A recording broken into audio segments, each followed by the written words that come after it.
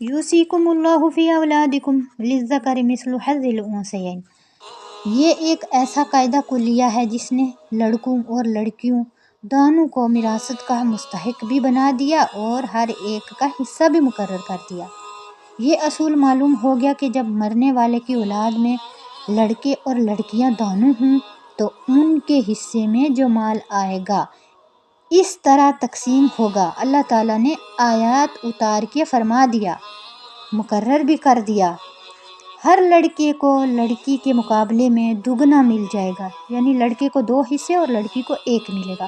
مثلاً کسی نے 1 لڑکا 2 لڑکیاں، اگر کسی کی اولاد میں 1 لڑکا ہو اور 2 لڑکیاں ہوں تو چھوڑی تو مال کے 4 حصے کر کے مال کے 4 حصے ہوں گے، تو 2 حصے لڑکیوں کو ملیں گے اور 2 حصے لڑکے کو۔ لڑکا 1 ہے لیکن اس کو 2 ملیں گے اور لڑکیوں کو 1 ملے گا۔